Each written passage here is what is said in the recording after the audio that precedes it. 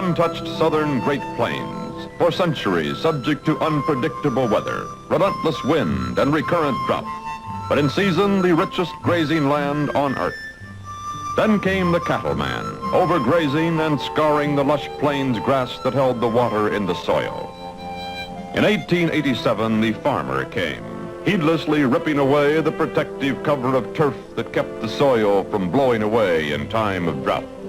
The dangers of drought were learned, but soon forgotten. The times were good. New settlers came, impressed with the rains and bumper crops.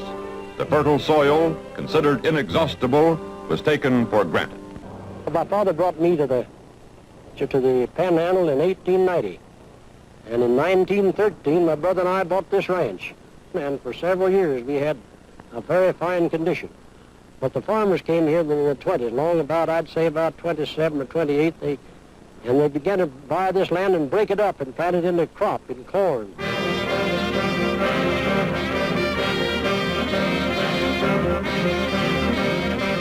All through the 20s, high-paying wheat was the goal. New, faster equipment joined the tractor. Expensive, but a boom was on, credit easy. Farmers and ranchers became gamblers, expanding on credit. More equipment, more land, to produce more wheat to pay the bills. As farms became mechanized wheat factories, non-resident suitcase farmers rushed in and out for quick killings, carving out millions of acres of green pasture land, never minding the cost. The good weather, which seemed to go in 10-year cycles, held. The 20s were very good. Well, the dry weather started at about 30, and then 31 and 32 it got worse, and some of these farmers had livestock. And they didn't have any place to graze these cattle much, and they turned them on these fields, and the little old stuff got about that high, they'd pull it up and eat it. And that left the land bare. And in 1933 it was pretty bad, and about 34 it got real bad. The drought lasted 8 years.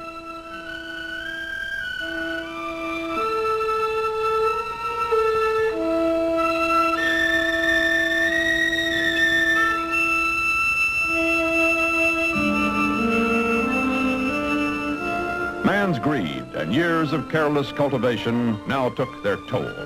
The uncovered earth had given all it had to give. It could give no more.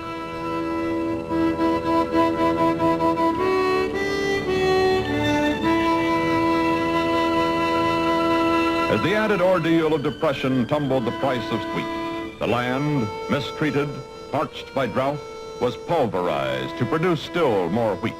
A futile race with the creditor, creating only dust, ready to blow.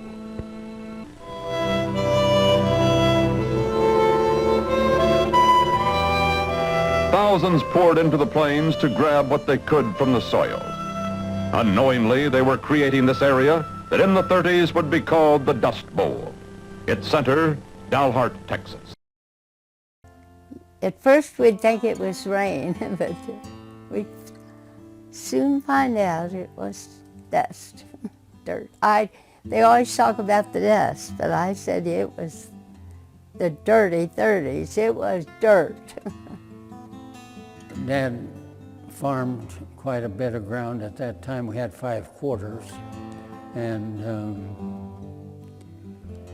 we were raising some pretty good crops until between 24 and 31, and then they began to get the drought.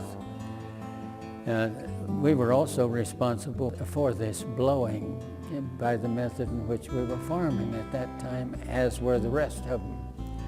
The stubble was high enough, these disc one-ways wouldn't cut through to the ground, so everybody used a match and burned it off and then worked the ground. We lost all the vegetation and the material that holds it together. So it became a powder, easily blown. And that was, I think, that was one of the big things. In addition to that, drought.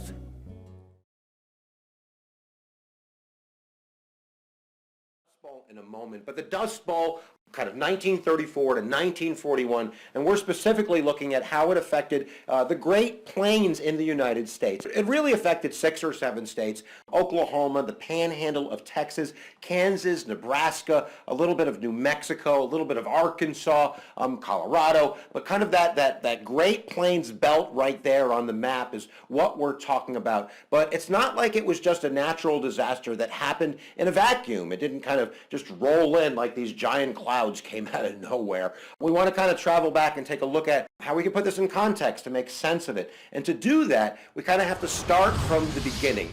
In the beginning of time. No, I kid you. Really kind of the beginning of the settlement of that area, because when Europeans first came over, certainly there were people here already, Native Americans, but that's not what this lecture is about.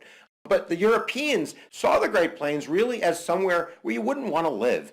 They called it the Great American Desert. To them, it was barren. It wasn't really good for growing crops. And as we look at the Great Plains in that area geographically, it's kind of cyclical in terms of the weather patterns, where sometimes it'll be really rainy for a few years, and then at other times it'll have extreme drought. And we're going to see that the United States government's going to make some missteps, really not calculating how that system works. Now, we're going to jump ahead a little bit, but certainly there's some developments in the 1880s and the 1890s. But one thing that's important to point out is when the government started subsidizing farmers to live in that area, they had a very successful crop year in the 1870s. And a lot of that had to do with that cyclical nature of geography. But basically, the U.S. government figured that it was them, and they had a slogan: rain follows plow. They thought that the plowing was causing the rain.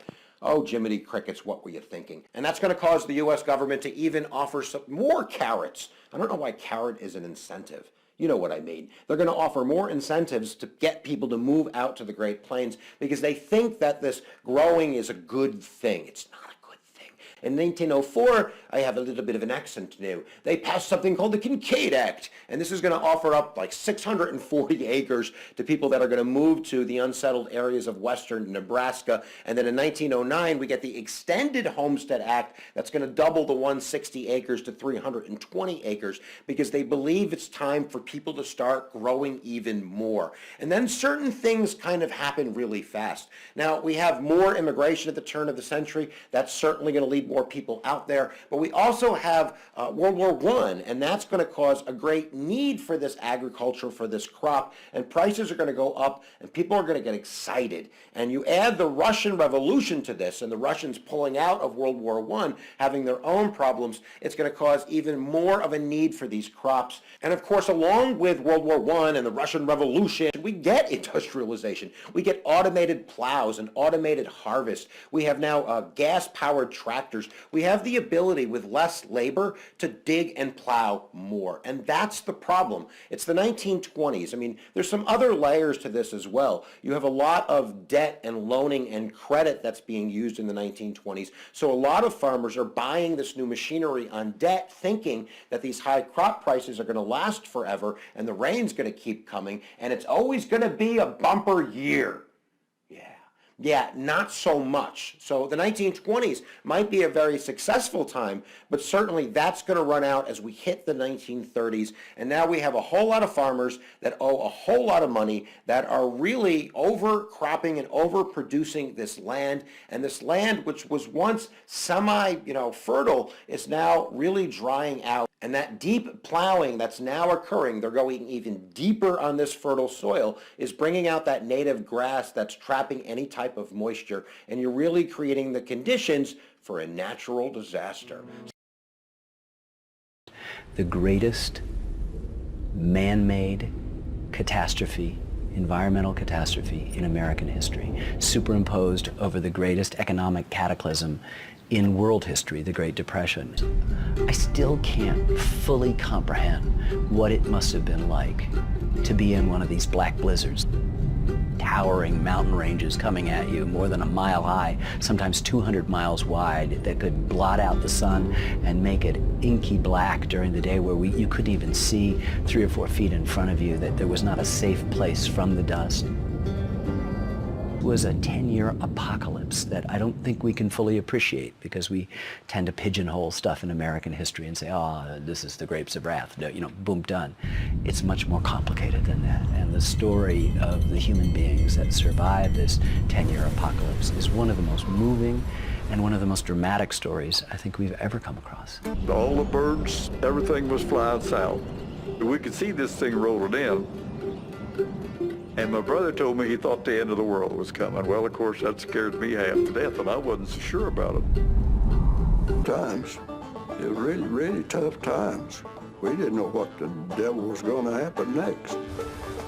It seems to me as if we were all just suddenly picked up and deposited back into the Old Testament Egypt with the Israelite people, as Woody Guthrie would say, that there were plagues of jackrabbits because nature had become so unbalanced. That there were plagues of locusts that afflicted these people. It wasn't just the dust storms, as if that wasn't enough for 10 years, that you had the poverty of the Depression, that people are trying to get out, people are starving. It was a harmonic convergence of bad things, of a badder than usual drought, hotter than usual temperatures, and more soil exposed for the first time than ever before in history, due to both bad farming practices and, you know, human nature, thinking that they could make a quick buck. And all those things combined to make it just hell on earth.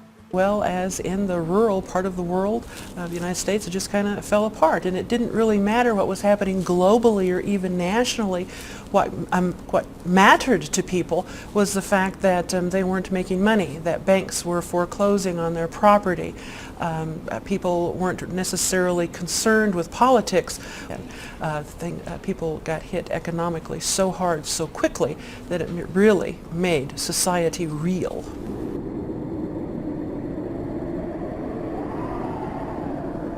At least a few lessons had been learned.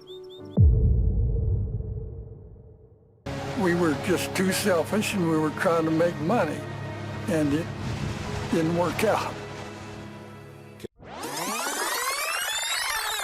I was going to say, Brian, why was Manhattan, Kansas picked for this project to begin with? That's an interesting question. It kind of depends on who you ask. It always struck me there's something a little counterintuitive about the federal government locating a facility like this in a state where, as Brian just said, cows outnumber humans. If there's a leak from this facility, you know, look out. The university and the political establishment, local, state, and national, were 100% behind this. I mean, the economic impact statement that said it would bring hundreds of jobs, research jobs, high-level research jobs to people who would move to Manhattan and live there and shop there and pay property tax and whatnot. It's prestige. It's great for Kansas State. They have already a large footprint, as you know, in the animal science and veterinary health industry. And another piece of it is the monetization of the products and the research that happens there. They're looking to attract a lot of pharmaceutical companies that work in animal health. Kansas has the largest concentration of animal health companies in the world, and this matters a great deal as it relates to the siting of the NBAF. First, these animal health companies are very much focused on the commercialization of product. The NBAF must be more than just about research. Taking the products of that research to market is vitally important, and this industry is going to be a very key part of that. The United States government's going to make some missteps, really not calculating how that system works.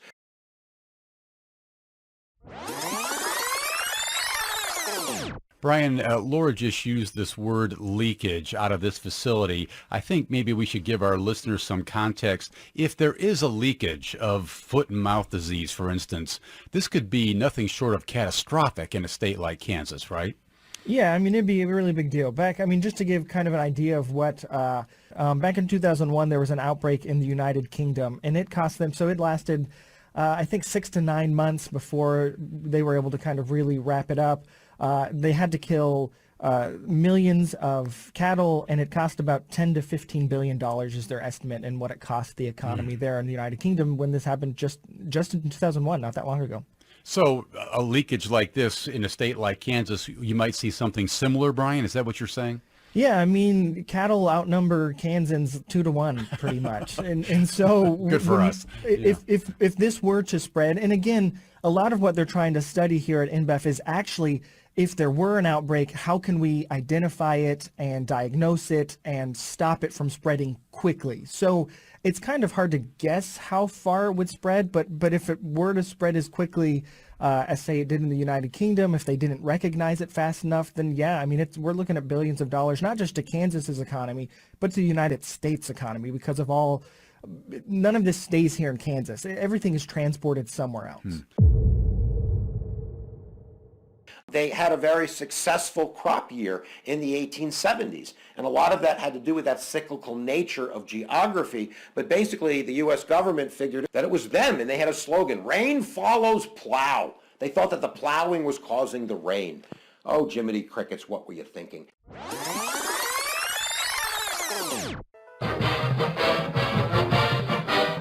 I join my fellow Kansans in celebrating the Department of Homeland Security's site selection of Manhattan and Kansas State University for the new National Bio and Agro Defense Facility.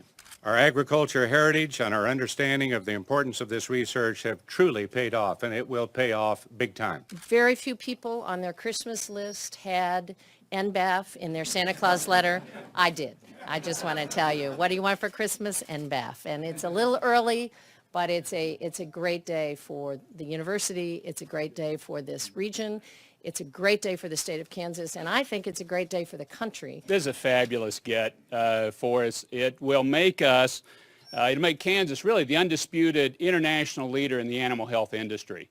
It is that significant. With this decision, what this really does is it cements the corridor between Kansas City, Lawrence, and Manhattan as the Silicon Valley of animal health.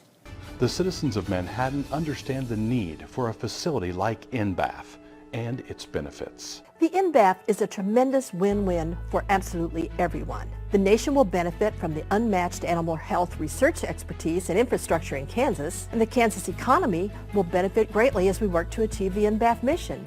Bringing the National Bio and Agro Defense Facility to Kansas is truly an historic and game-changing moment for our state. It shows that when we invest in areas where we're strong, when we set priorities, and when we come together as a state, we can rise to meet national and international challenges. This is the kind of strategic approach that will lead our state's economic recovery, and exactly why the KVA was created. History, location, expertise, community support. Great reasons why Manhattan and Kansas State University are the logical new home for the National Bio and Agro Defense Facility. We have a responsibility to the greater nation. Because we have the resources here, because of our location, because we're in the center of animal science for this country, we have a responsibility, not only an economic opportunity, but we have a responsibility to the nation to host NBAF here in our city. The U.S. government, they're going to offer more incentives to get people to move out to the Great Plains because they think that this growing is a good thing. It's not a good thing.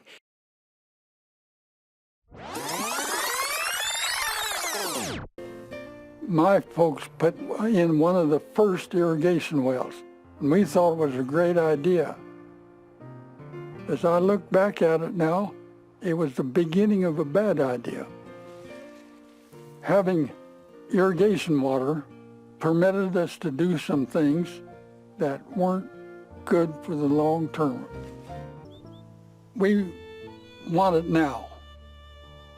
And if it makes money now, it's a good idea. But it isn't necessarily it's a good idea. If the things we're doing are going to mess up the future, it wasn't a good idea. Don't deal on the moment. Take the long-term look at things.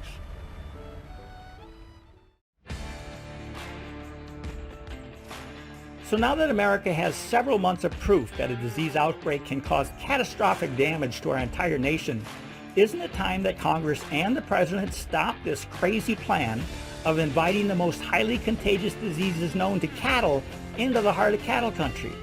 If you think so too, Please call your senators and your representative and urge them to put a stop to the plan to house the live foot and mouth disease virus in Manhattan, Kansas.